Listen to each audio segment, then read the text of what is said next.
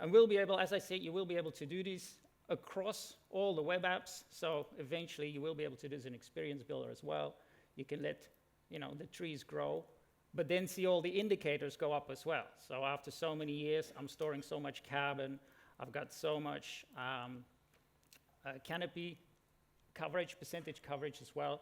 These are the things that we're working on, and that extra dimension going from 3D to 4D is something that will come to all of you guys next year. The other thing that we're quite excited about is flood simulation in Pro. What is it? And I'll take you just quickly through what it is. It'll allow you to quickly execute flood scenarios, but within an area of extent. And this will allow GIS professionals or flood planners to make better informed decisions. And where will you be able to use it? Well, for example, for your normal flood planning, you might have your flood depth raster and you want to see where it drains. You can use it for that. You could simulate the breakage of a dam, see where the water goes. But you can also go interactively, like kind of geodesign, place barriers in there and rerun the simulation and see how you change the water flow.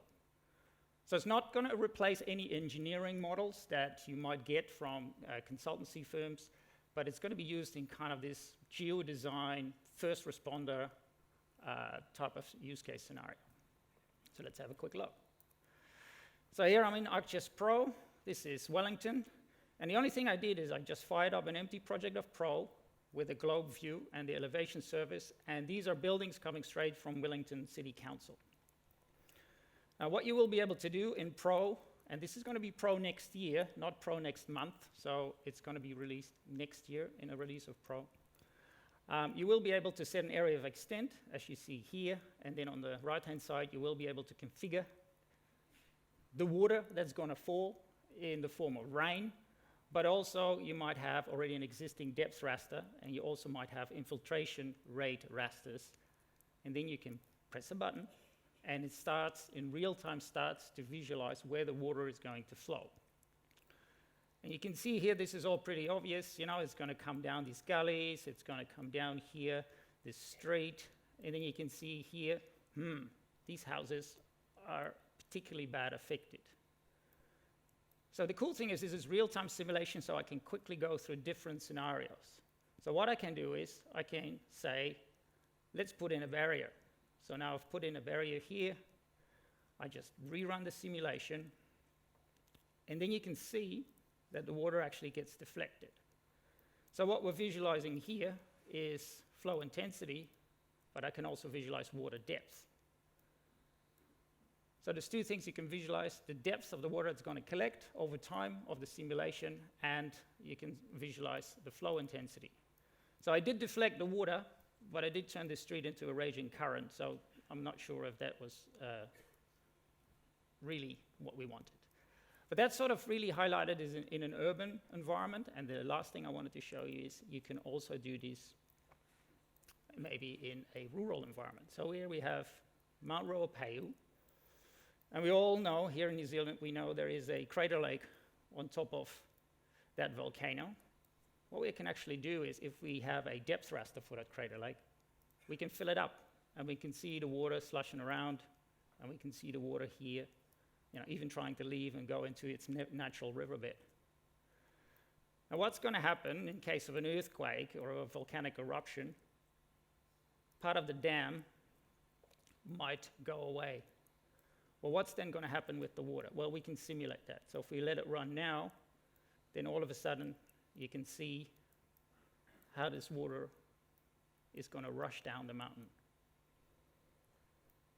So I know, and I've said it before on this stage, flooding is bad, but I find this pretty awesome to watch. So it's kind of amazing how in real time I'm showing this analysis inside of ArcPro.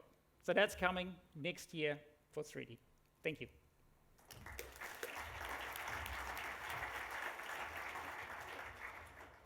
So for these sessions, generally we have Gert go last. And there's a reason for having Gert go last, because this is a pretty hard act to follow, I would suggest. A 3D simulation of the Te Waimoe Lake breaking on top of Ruapehu. Okay, so that was ArcGIS Pro and 3D, but specifically the simulation part of ArcGIS Pro. What I want to do now is look at ArcGIS Pro itself and the road ahead for the desktop tool that many of you use every day in your work. And to do that, I want to pass across to Jack.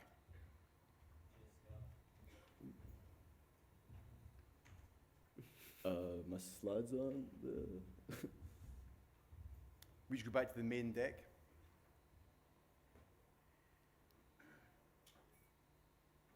Okay, there we go. ArcGIS Pro is your professional desktop GIS application that provides the tools and environments for map creation and interactive visualization, editing, advanced analysis, high-end cartography, and extensive database management. If you weren't able to make the ArcGIS Pro session yesterday, some of the new and improved tools in the 3.1 update were some cartography skills tools, such as feature drawing order and fill alignment, as well as magnifier window and catalog layers.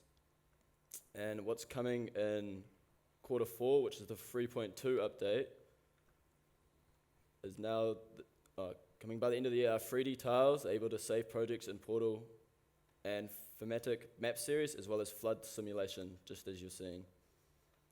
So here's the roadmap for Pro, which is grouped in near term, mid-term, and long term. Some of the cool features in near term is portal projects for ArcGIS Pro, which means you can save your projects in the portal and you can share it so you can collaborate on different projects.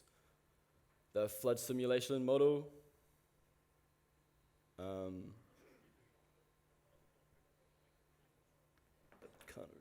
some thematic map series, and in the midterm we're going to see some roof editing in stereo and some layer and feature effects, and long term there's going to be share model builder item to portal, some terrain editing, and integrated mesh scene layer data management. Now I'm going to highlight some of the cool tools that I want to show. So presentations, being able to present your work in ArcGIS Pro is coming in the near future.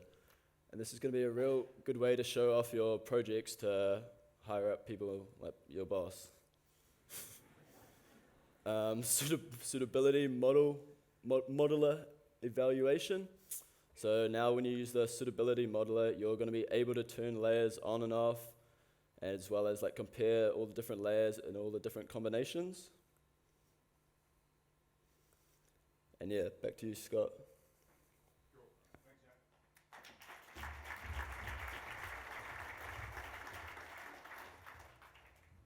Thanks, Jack. So on that roadmap there, we had the flood simulation coming in the near term. That's now going to be midterm, so later next year, as Gert said. So these things are subject to change. Things change, so just be aware of that, as I said.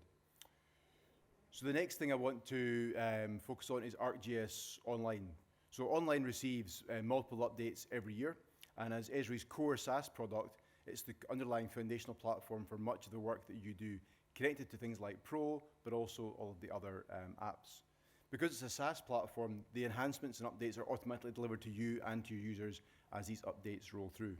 So to take us through a little bit of the future updates for ArcGIS Online, I'm going to pass across to Ed. Cool, thanks Scott. So ArcGIS Online, as we covered yesterday in the session, a lot of new updates have come through already, and we're really excited about the release next month, late October, of the latest version. Some of the new feature functionality that we've highlighted includes things like analysis tools that have been coming through into the map viewer, having full parity with what you were able to do in Map Viewer Classic. Also some of the enhancements to 3D scenes and the like. The team itself back in Redlands, they're focused on a couple of key areas that you can see up here on the slide. This is a really good one to take a photograph of, hint, because there are a few clues in here that really, I'll reveal a few of them shortly, but as we go through technology updates over the next 6 to 18 months, these will be the trends that we'll see most new updates coming under. So going straight into this, the Map Viewer roadmap, you can see that there's a couple of new capabilities coming in the next month, but some capabilities that are also coming in the near term, looking at the next cycle and release of ArcGIS Online next year. I'm really excited about the fact that we've got new cartographic but also charting capabilities coming through. I won't dwell on these because I've only got a finite amount of time and a lot of stuff to show. So analysis and map viewer in particular is what I'm excited about. We've been able to bring across things like drive time, as Fran showed the audience yesterday, being able to look at some of the trace modelling, being able to look at a dam break perhaps upriver and being able to trace using freely available content provided by the Living Atlas without using any credits. So that's really exciting, but I want to draw your attention to the long term. There's the word model builder up there, model builder on the web, groundbreaking stuff. That's something that we can see a lot of capability emerging from at the moment with the likes of what we're seeing with data pipelines, and we've seen Velocity getting into this space, but really being able to branch that out even further long term. So some of the 3D base map enhancements to keep an eye out for are more 3D base map styles. At the moment, we've got out in beta one 3D base map that has a certain styling put to it. Esri's looking to expand this more. So definitely leverage this and try it out now while you can. And really start thinking about what styles would be beneficial to you. Get in touch with us, we're really keen to pass the feedback on for those who are using the 3D base map beta. So then just really quickly, I'm touching on security. FedRAMP Moderate is something that's really big news for ArcGIS Online, being able to have assurance of the controls put in place for the data that you're hosting in that system. I do want to draw attention to scope tokens. These are a capability that really are for those who are working with automation workflows. Being able to create tokens with restricted access. This is really useful for implementing in automated tasks with least privilege mindset on automation. So if that's relevant to you, keep an eye out for that. That's looking forward into the midterm phase. So then item relationships, knowing where your item is in relation to everything else. This is a capability that's being worked on that will allow you from the item details page to see where your content is being used in relation to other items.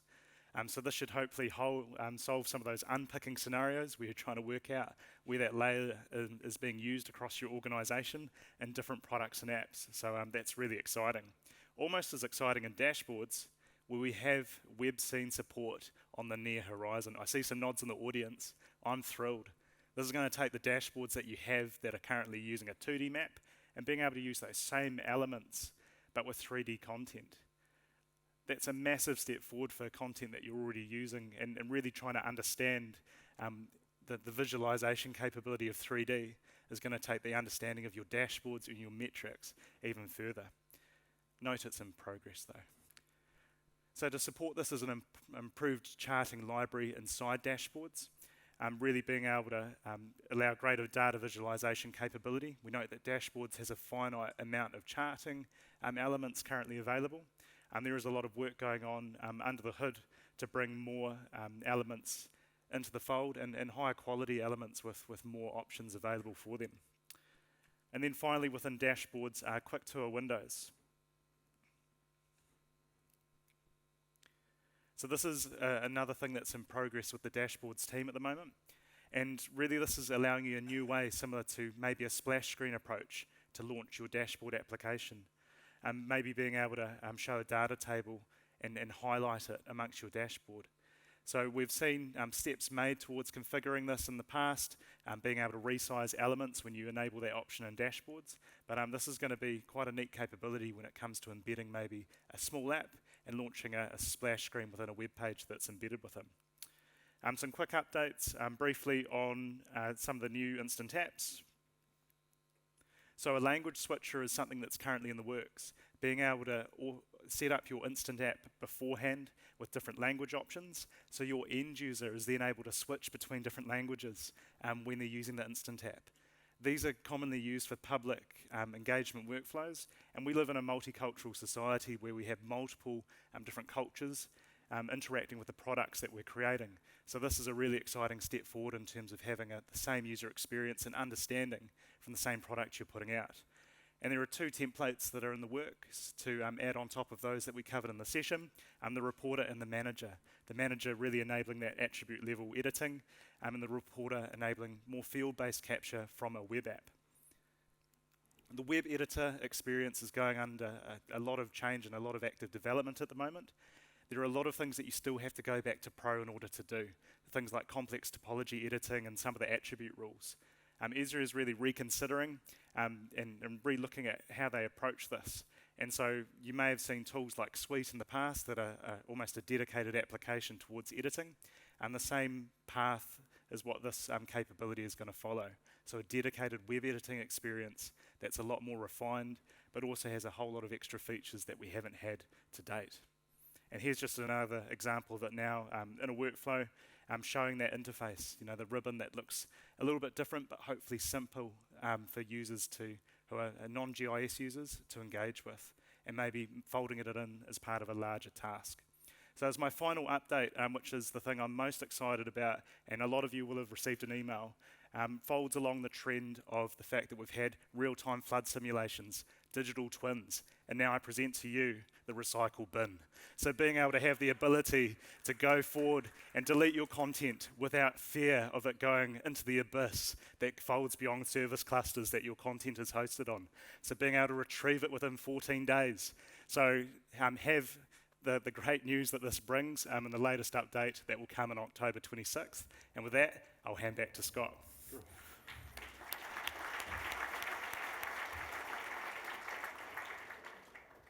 Who knew that the applause would come for the digital bin?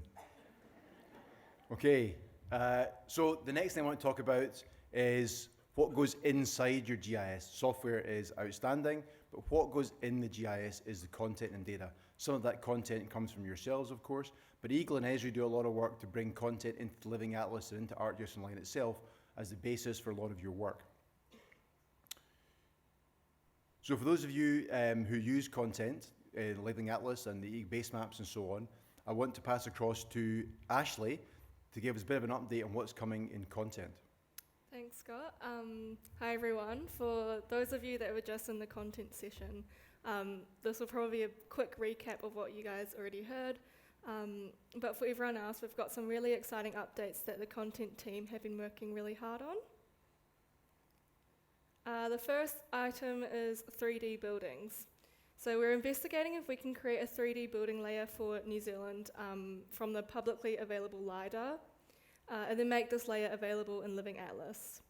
And so we think this will make a great contribution to the content offering, as it will provide a 3D base layer for those of you creating 3D scenes or working towards a digital twin. One of our current focuses is creating new versions of our vector base maps. And one of the areas we've been working on is improving the roads hierarchy to better distinguish between motorways and highways.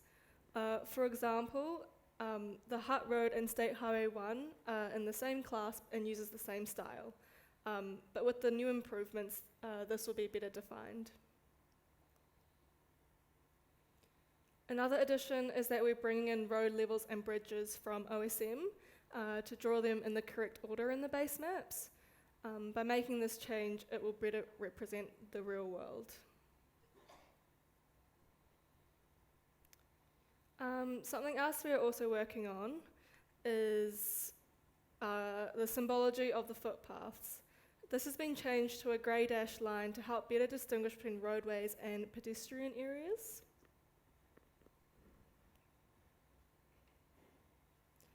And then another update is splitting out the base and reference layers to better align with Esri's base maps as well. And so this will give you the ability to turn on or off labels if you don't need them in your maps. A layer that many of you have asked to be added to the Living Atlas is contour lines. So we've been working on creating this layer for you, and we're looking to release this as a beta version soon. What we've done here is derive 10 metre contours from the 1 metre DEMs across New Zealand where the elevation data is available. And for areas that don't have 1 metre LiDAR coverage, we've merged Lindsay's New Zealand contours dataset to supplement those gaps. And so our aim is to publish a contours layer that you can add to your maps, but also plan to release a new version of the topographic relief vector-based map that will include these contours. If you want to know more about what's available and how to make the most of your content in ArcGIS, we've been working on an internal content hub site. And so this site has how-to guides, links to layers and blogs, and how to contribute your own data as well. And so many of you have asked about having a centralized place for authoritative data sets in New Zealand. And so this site is now live and ready for you guys to explore. And to finish, we're always keen to hear from you guys about layers that you want to see in the Living Atlas. And the layers you have to help build up New Zealand's Living Atlas. So please do reach out. Our email is on the screen right there. Thank you. Cool. Thank you very much, Ashley. And as some of those updates that Ashley showed in terms of the vector base map updates, that's also including feedback from you guys. So if you do have suggestions for new content or tweaks to the base maps, please let us know. We're really glad to see the volume of usage that the base maps do get. That contour line one for me is really exciting, seeing, as a guy who does some outdoor stuff, seeing the world with contours which are based on LiDAR. Suddenly areas you know will look very different with this next resolution of contours. So as we know, ArcGIS Enterprise, like ArcGIS Online, is a foundational software component for ArcGIS. It powers the mapping, the visualization, analytics, and data management aspects. ArcGIS Enterprise allows all these capabilities to be hosted either on a private infrastructure, in private cloud, or indeed in a managed services style environment. To take us through a couple of the future updates to ArcGIS Enterprise, I want to pass across to Boudewijn. Thank you, Scott. Yeah, so ArcGIS Enterprise just had a major release, as in it went from a major version 10 to 11, and that included quite a few back-end changes, but also some front-end changes. So some things that you may have seen changed is the introduction of feature service webhooks and geoprocessing service webhooks, distributed collaboration with two-way sync, but also imagery hosting support in ArcGIS Enterprise for Kubernetes. Some upcoming features include a new server role called Video Server, and that is to geo-enable your videos that you capture with your drones, your phones, or other sources. But also being able to do raster analytics on Kubernetes and actually scale out your raster analytics capabilities using the power of Kubernetes. And there are two changes that I want to talk about a little bit more. And the first is an update to Living Atlas that is coming. So currently Living Atlas is being updated as you upgrade to a new version. That will be discoupled. So you will be able to upgrade Living Atlas, so new items can be added without having to upgrade your ArcGIS Enterprise. There's also going to be more content available, and that includes more content from New Zealand, as we will be able to update those packages more easily as well. And those content bundles will be made available, and it's up to the admin to update those bundles to make sure that you have access to all of the latest content in that. Another one is about managing your registered services. So currently, if you need to manage your services, you need to go to ArcGIS Server Manager. If you've got a hosted service, then you can actually manage your service inside the portal. So there's all these settings that you can do. What Ezra is working on is bringing some of those capabilities that you have on hosted services also in for registered services. So this is just a draft, but this is what it can look like. So you're bringing all of some of those options that are currently in the ArcGIS Server Manager into the portal, and that should make managing your services going forward a bit easier. And with that, I'll pass it back to you, Scott.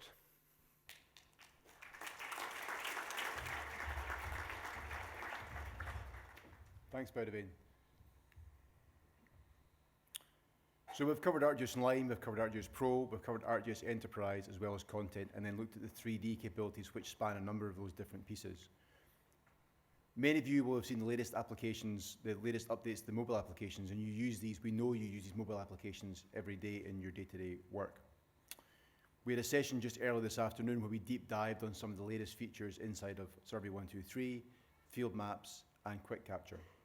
What I want to do now is to pass across to Ishmael, again, very lucky to have him here, to talk a little bit about the future for these three applications. Ishmael. Thank you, Scott.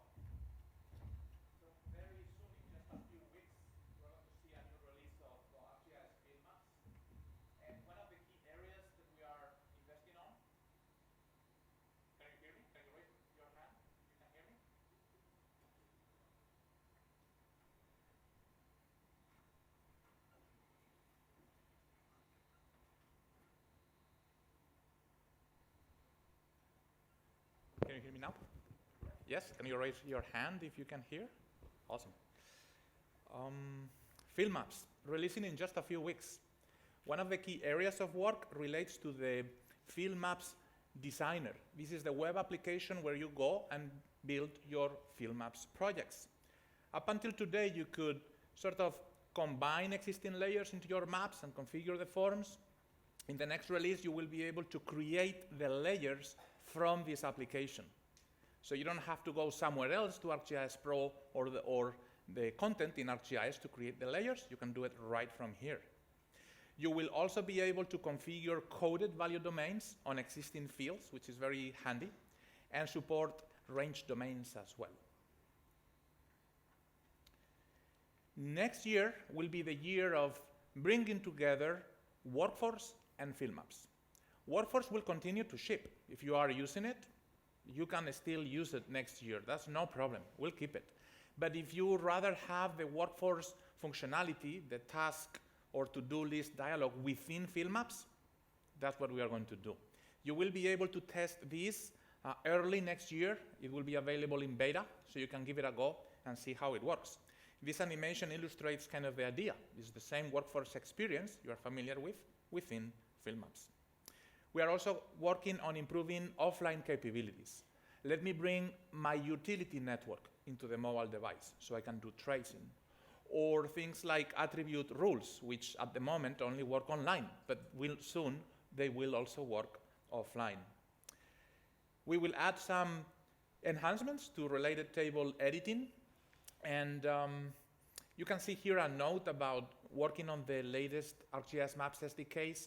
This is not going to be obvious to you, but it's a big part of our effort, and this is so we can always bring the latest developments of the Maps SDK into the application. In ArcGIS Quick Capture, we are working on a few things. We have a release plan for late 2023 that between you and I think we're going to push it into early 2024. So I'm going to go with that. It's a conservative estimate, say February or March next year. One of the things that I think is quite interesting is this support for arcade calculations. Here you can see a simple expression that basically does a point-in polygon query. So as you collect data from Quick Capture, you push the button, you can run this arcade expression to do a point-in polygon query and retrieve the name of maybe the parcel where your point falls in, or maybe the name of the farm where it falls. So the user experience to the end user remains extremely simple, but you are geo-enriching the data through these arcade expressions. The second one is dynamic lists. This is the ability to display a collection of choices, a list to the end user, through an ArcGIS query. So you have data not in a domain, in a layer, and you can populate the list with that. This is particularly useful when you have very long lists with thousands of elements, but also when the data in these lists changes frequently. You go, change the data, the feature layer, and the list updates right away. This is already available in Survey 123, and now we are bringing it over into ArcGIS Quick Capture. We are also working on improving the maps, because we recognize that some of you want to collect data with the big buttons, but also you want to use the map to navigate to places, you want to tap and get a pop-up, etc. So these things you're going to see coming up progressively in 2024, but certainly in the first release next year, you will see some progress. In 2024, we are going to be fundamentally working on the next generation architecture for ArcGIS Quick Capture. We are moving away from App Studio, which you know is going to be retired in 2025, and we are going to replace that with .NET MAUI, which is a Microsoft cross-platform technology. We will make sure that the Quick Capture application is backwards compatible and familiar, but we are going to bring many new features. You can see some of them in this slide as well. Survey 123. 14th of November will be the date for our next update. We're going to add a few enhancements to the web designer, which I will demonstrate live in just a few minutes in the AI section. Auto-translate is an interesting one. You know that since 2018, we support multilingual surveys. So we have a language switcher in your survey, so you can flip between languages, one form, many languages. What we are adding now is the option to auto-translate. So you can use machine translation to quickly translate your survey design into multiple languages. And you can see also in the mobile app, this before the end of the year, we will let you configure a custom locator in the map. Yeah. So today the application goes against the default locator of your org, but now you will be able to say, no, for this particular survey, I want to use this locator. Yeah. And that's coming this year. Next year, we will be adding a lot of things into Web Designer. These are just a few. Barcode question support in the web. We already have it in the mobile, but it's coming to the web. Support for grid theme, which is this one you can see here. And this one is also important, report service. So many of you are using the report service today to create PDF files. When you do it, when you use it, all your data needs to come into ArcGIS Online so we can create the PDF file, but that's not ideal in certain workflows where you want to have the data in New Zealand, right? So what we are doing is we are building an installer so you can install the report service we host in ArcGIS Online within your own infrastructure. This is going to be beta in the first half of next year, and we are hoping to release this with an enterprise update that is scheduled for October, November next year. And of course, we are going to work on the transition of the existing architecture of the mobile app into .NET MAUI. Similar story to Quick Capture, backwards compatible, familiar UX, but modernized, and lots of new features. I copied here 4 or 5, but there is like a long list of things you have been asking us to do for years, and those will be coming in the next generation Survey 1, 2, 3. So that's it for field apps. Thank you.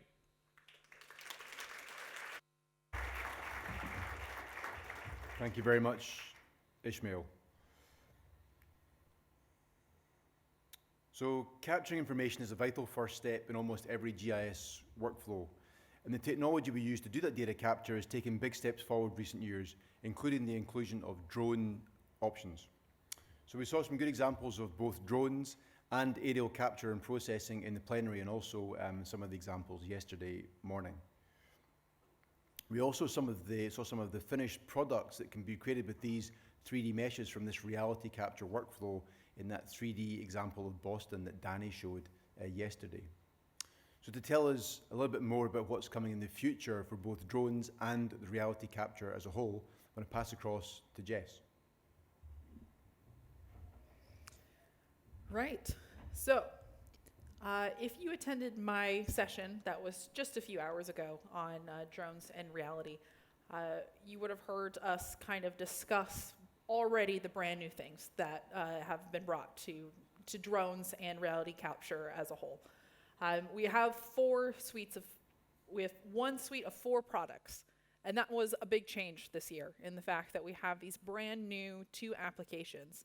And now we have cohesion with the same engine, ideally for all 4 of these products, so we can start making that foundational content that's part of this wider imagery system that we have. And then in this way, it allows us to process our imagery that we're capturing at any scale. And so the things that are coming is broken down by each app. There's a few. So with drone to map, we do already have the capability of processing thermal imagery, but now in the future, we're going to have the ability to create true orthos of those thermal images. Beyond that, we also have something called 3D inspection and reporting coming. And this means that we're actually, instead of just annotating on images, we'll actually have 3D models of our meshes and our point clouds that we can actually attach attributes as we are inspecting a building, for instance, and marking and creating an actual layer of where damage is, for instance, in order to actually have a data layer for that when we're inspecting our buildings. We have our 2 new apps. So we have Reality for ArcGIS Pro. Satellite imagery is coming. So this is going to be a big deal in that we can actually create digital surface models and mesh processing for the widest scale of imagery that's possible. With this, we'd be able to process imagery as well in AWS or Azure cloud storage. And so we're dealing with massive amount of data having something to be able to handle that is going to be really valuable in the future. With Reality Studio, we're going to have some local distributed processing options. So obviously we're talking about a massive amount of data, a massive amount of projects for both Studio and for the Reality extension for Pro. And so there's going to be some offerings for scaling options to make sure that you're optimizing how you process this. And it'll allow you to run Studio on multiple workstations simultaneously. You'll be able to use ArcGIS Enterprise to leverage your existing information using Reality for ArcGIS Pro as the client interface. And then finally for SiteScan, Reality Engine will come out of beta. So it is the same engine as we said before for the entire suite, but it's going to come out of beta and be official. And then we also have the ability to publish oriented imagery catalogs. And I would like to put a note here that there's been commonly requested with the Flight app changing to be able to have an Android version. And so there is some reviews that are happening with the platform for the Flight app that will be coming in the upcoming future as well. And with that, I'll pass it back. Thanks, Jess.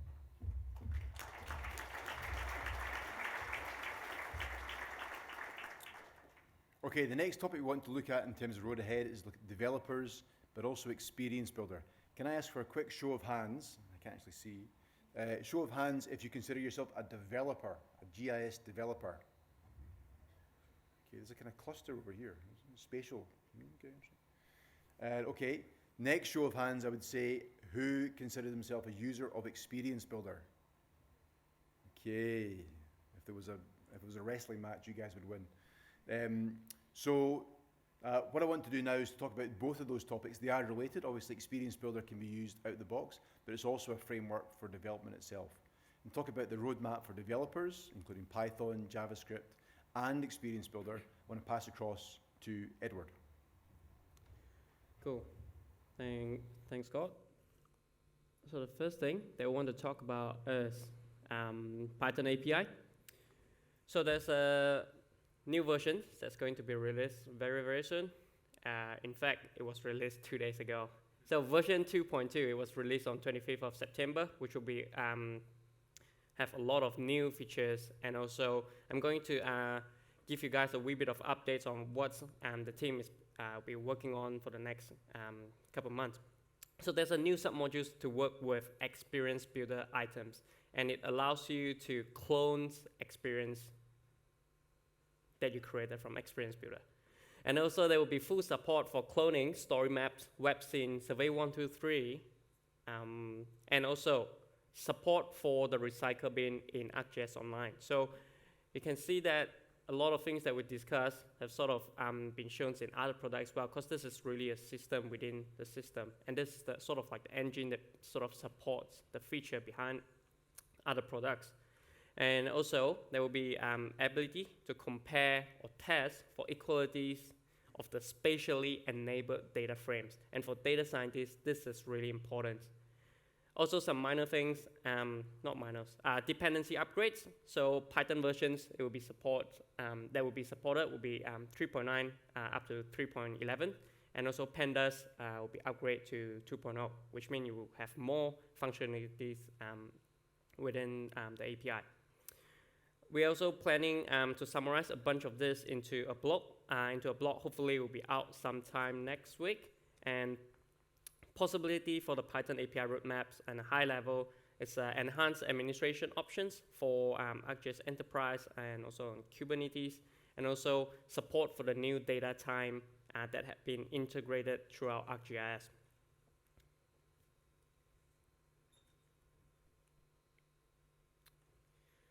Right, next, for JavaScript SDK. So better time support, 3D tiles, tooltip inputs, all this, it's been mentioned a couple times already, but what I really want to kind of put the spotlight on is the introducing of web components. So web components give the developers a very familiar experience, which is just HTML and JavaScript, but you are able to reuse your custom widget somewhere else. And this integration into the SDK website will be released end of Q3, which means it will be next month. Another thing is, what was the title of it? Sharing is caring. We're sharing the widgets and the functionalities within different products from using the cloud-side design system. So you see, you have a really familiar, similar experience when you're using ArcGIS Online, using Experience Builder, using when you're building your custom JavaScript applications. So with this, the team can save efforts and resources to build more functionalities, more new features, and also improve the performance and other things instead of keep rebuilding the same thing.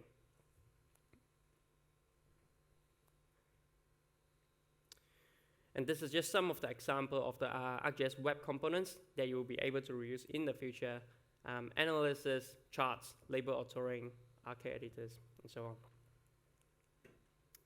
We have Experience Builder, and for those who you wish to build your own apps, Experience Builder provides the frameworks for you to create a web app, a web page with low code or no code developments. And it's the next generation of web app builders, and hopefully everyone have started journeys to migrate from web app builders to Experience Builder, because it supports interacting with 2D and 3D content in the same apps, and it creates the apps that are optimized for both web and mobile deployment. And we are seeing an increased adoption and usage of this technology globally and also in New Zealand as well. So just roadmaps for ArcGIS Experience Builder. Q4 this year, data actions, there will be some change around the frameworks. All the data actions that we receive, it's not going to be just one data set, it's going to be an array, so which means you can point multiple data into that. And also around the user experience, there will be a little change, which is improvement for you guys, for all the users.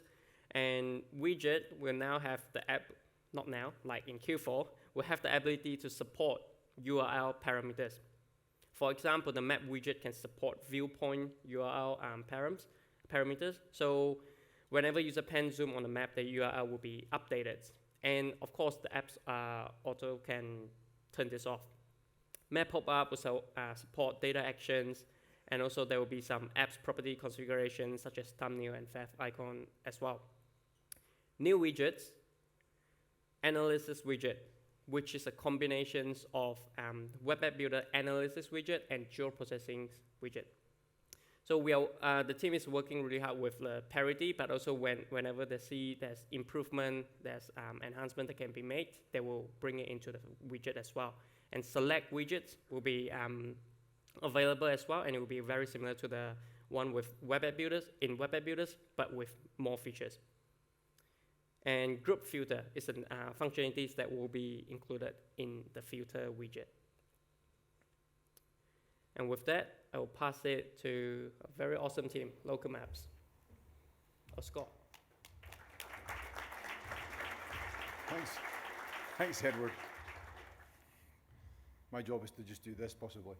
So thanks, Edward. Just the connection here is that, so update there on the developer side of things, including Python. So maybe if you didn't put your hand up and consider yourself a developer, then the Python tools that many of you do use for automation and scripting, there's some road ahead stuff there for you. So speaking of local maps, as Edward just did, local maps is a product created by Eagle Technology on top of ArcGIS. Many of you use it right now as the front end for your public engagement tools using GIS for self-service mapping. It's based on Web App Builder in the current version, but like Edward said, that journey to move to Experience Builder, we're already on that journey. And to share us a little bit of the roadmap for local maps, I want to pass across now to product manager Aravind and to the lead developer, Josh. Awesome. Thanks, Scott. I just wanted to sort of firstly walk through local maps and what it is for those who might not be 100% familiar with it. So the first thing we have here is the gallery. You can see here our redesigned gallery. It's based on Calcite, so it fits in with the rest of the Esri look and feel. And we've really made a focus on this of upgrading the speed, of making it more accessible, and adding some extra theming options. This is the entry point to the viewer. So the viewer is where all of the back-end functionality of local maps gets surfaced. Firstly, it's a collection of widgets that are really specifically tailored for our New Zealand audience and for our non-GIS expert users who need a simple-to-use map that's still advanced enough to meet all of their workflows. It's also where we service things like our integration or our reporting functionalities. And of course, and this is where the most new things are, there's the back end that sits behind all of this. So you'll see here a bit of a sneak peek at our new admin interface. This has been the focus of our work since we last updated you on local maps. So with this, we're really focusing on bringing in that cow site look and feel. We're focusing on speed and on making things more user-friendly. But I guess the truth is, with a version 3 update, we're not looking to bring out a whole lot of new features. What we're looking to do is actually a whole lot of work in the back end.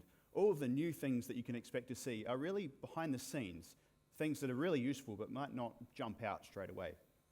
So with the version 3 rebuild, we're actually completely rebuilding the application. We're moving to the microservices architecture. And so with this, what does that mean for you? Well, with this, you'll see a number of improvements. Firstly, as we mentioned before, we've got some significant speed improvements. You can see that from those GIFs, where for those of you who have administrated local maps before, the admin will now load up in about a second and you'll be able to edit things. Same with the gallery. There's not that kind of loading spinner and that time that's needed for it to load up. It's just instantaneous. There's other things that come with it as well, though. So there's things like being able to upgrade more easily. Things like being able to scale. So, for example, scaling your reporting service, being cloud native so that we can start looking at different ways of hosting local maps and making that cheaper and more performant. We're also building in other things. We're doing things like building in automated testing to really ensure the quality of the product. We're upgrading to the latest frameworks and architectures, and so that brings a bunch of little improvements. Things like, for those of you who administrated local maps again, you will have had to ask your users to refresh their cache to bring everything in. We've got rid of that now. Now, not only do you not have to not refresh your cache, you don't even need to refresh the page. Simply click on the page and everything will come in, the new styles, the new photos, etc. And with that, I'd like to hand over to Aravind, who will talk about some of the details about when you can expect some of these things to come. Thanks, Josh. So as Josh said, you can expect all the features, and I'm just going to delve into when you can expect it and what's going to happen between then. So with the next version, we are aiming it to have by May 24, that's next year. And before that, we are looking forward to have some internal user testing done as well, and that's during February, and some sort of UAT sessions with the actual users by March 24. And in the next version release, what you can expect is at the feature parity with version 2. Lot of UX and UI improvements. We're going to focus on that. We heard it from you guys yesterday from the first hand. Drawn measure will evolve. That's as a result of the UX design project that's been completed recently. And there's going to be a lot of focus on the accessibility front as well. So that brings us to, that's the short-term road ahead. And the medium term, what we are looking forward to have is a lot of additional widgets for the viewers. We are looking to have custom widget and also support for them, and improved error logging and troubleshooting information. And that's medium term. And in long term, we are looking to have it as a full SaaS solution with a lot more faster upgrades and directly delivered to the product. And we are also looking to have modular solution which will have particular modules which you can use it as per your use cases. So a lot of things, interesting things on the way. And with that, I'll hand it back to Scott.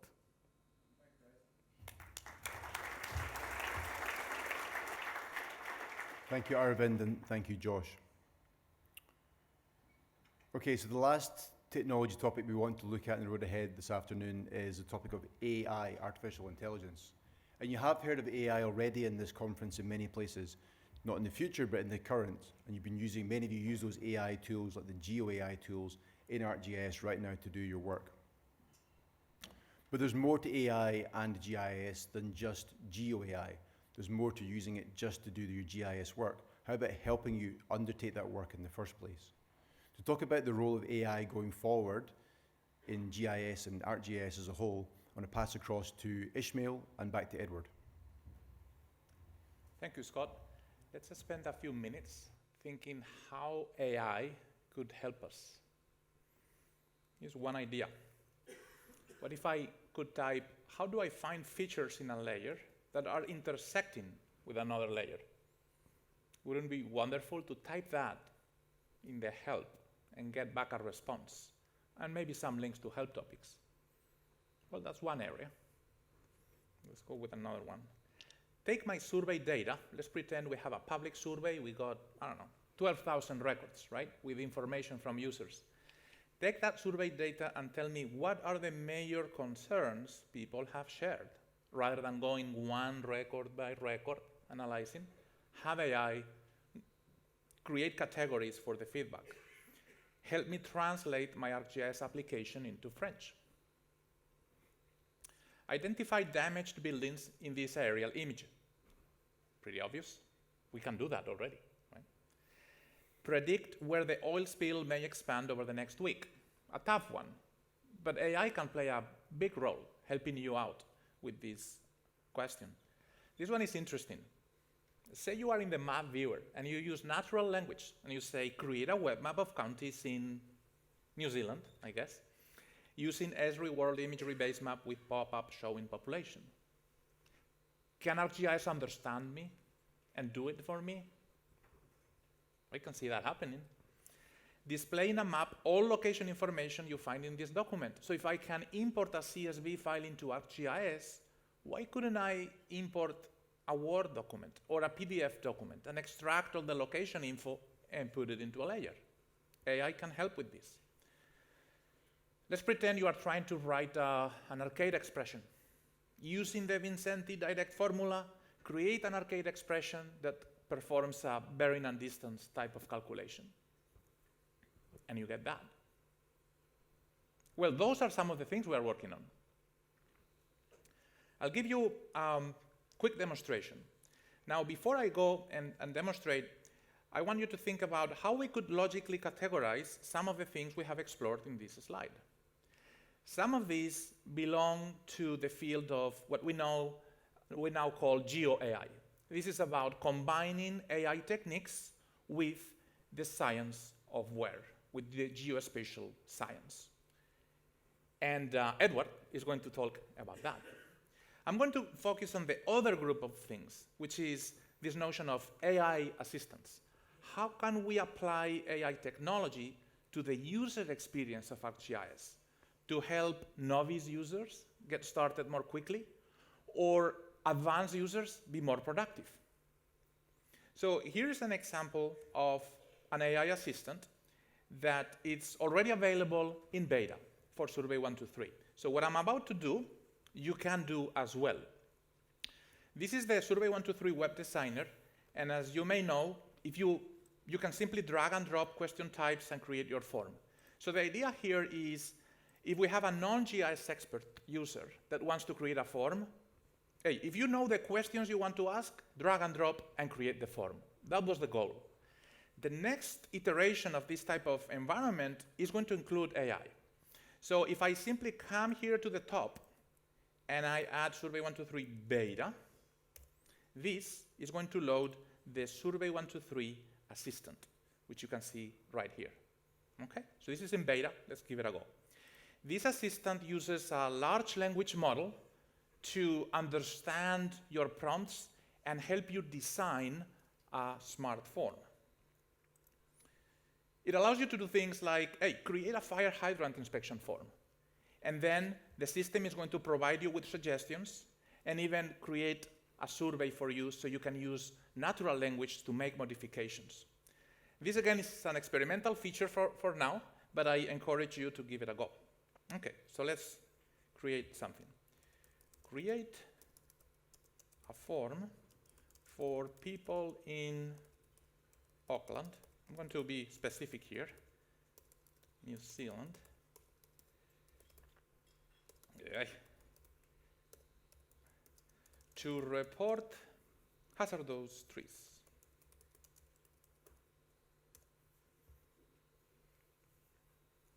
Okay, so here's a sample survey form. It has a title at the top, hazard tree report form, and then question 1, location of the tree, makes sense. Description of the tree, yep. Type of hazard, is the hazardous tree in public or private property? Okay, you see contact information, so on and so forth. So these are relevant questions to my initial prompt. Now let's keep working with this. I'm going to say, for example, why you did not add a question to upload photos of the tree.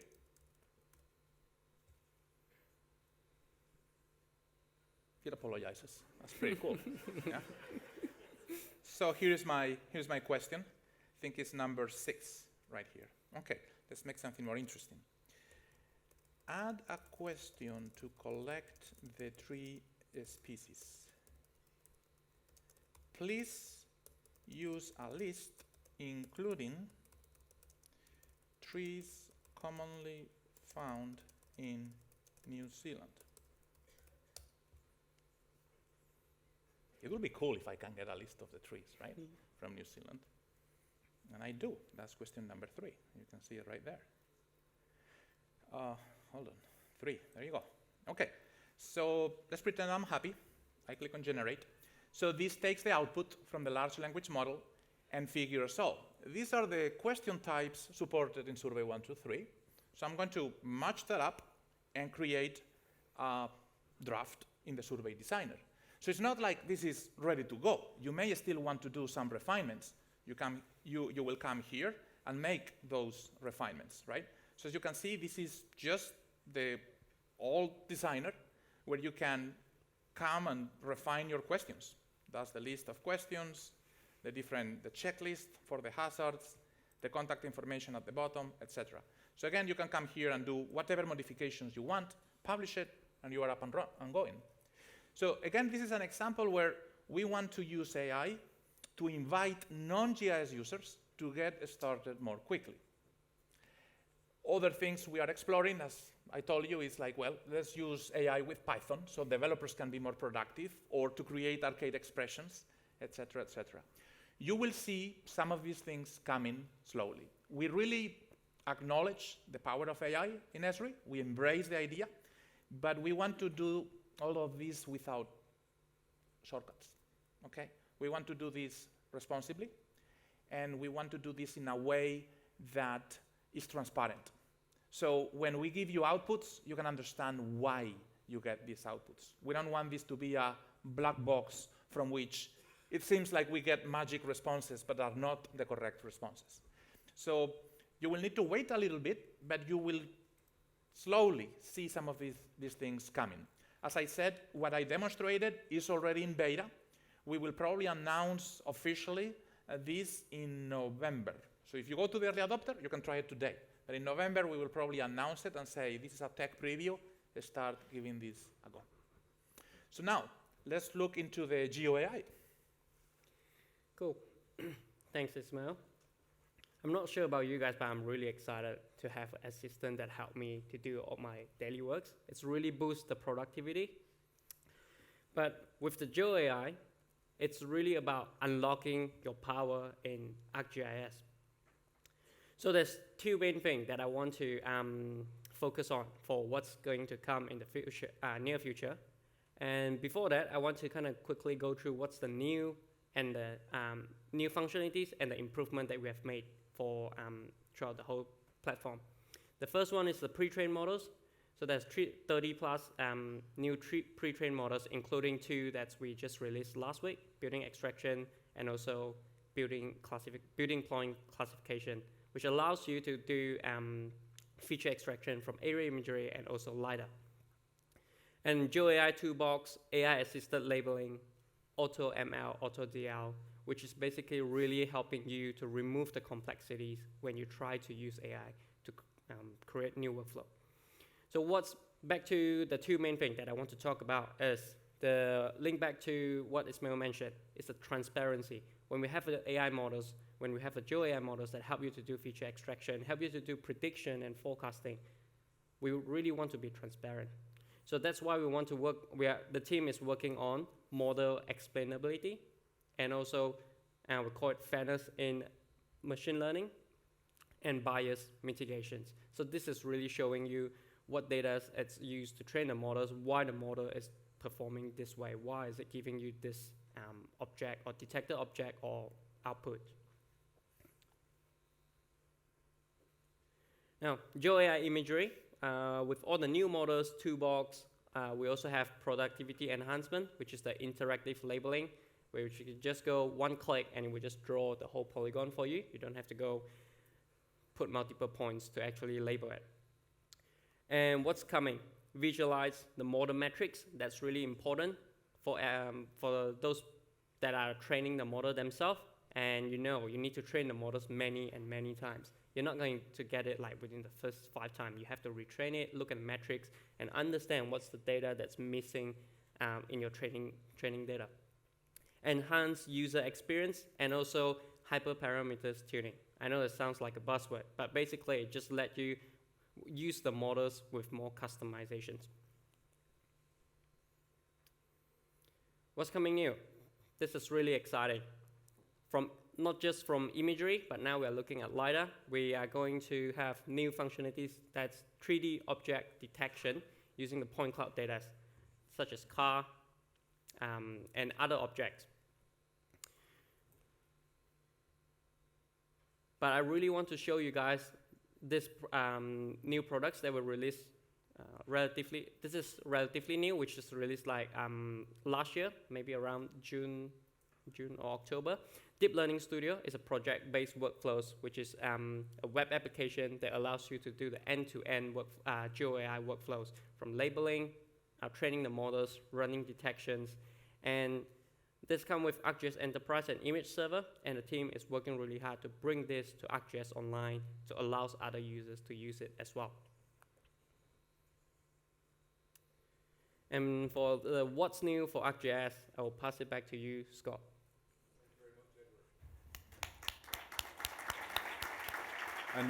And a big thank you also to Ishmael for his sneak peek into the future. Who knew about the beta and the large language model options that are in Survey 123 already? I think it's a bit of a hidden gem in there. So as Ishmael said, watch this space for more of AI appearing across ArcGIS, but that transparency is really important. We don't want it to be a black box where you get results that can't be justified or explained. Okay, so you've had a bit of a show of some of the products and some of what's coming down the track. We hope those updates have been useful. We've tried to cover as much as we can in a relatively short period. For some of those sessions like online and pro, there are full online videos from the sessions from the Esri user conference, which was in July this year. So if you wanted to watch an expanded version of some of those, please look on at the Esri media channels and look for the road ahead for things like online and also for pro. So ArcGIS will continue to have updates, continue to have a huge amount of development across the entire system, including the inclusion of a number of mainstream technologies. AI is just one of those examples, where it's the combination of GIS plus advances in the underlying IT that gives us those powerful capabilities going forward. Okay, so as we come to the close of this session, I wanted to just reflect on a few aspects of the conference as a whole. One of those is feedback. We really, really value your feedback in order to make this event as best as it can be. I can guarantee you every comment and every score that you give the sessions, we'll read those and we take those to heart to improve this event each year to make it the best we can be.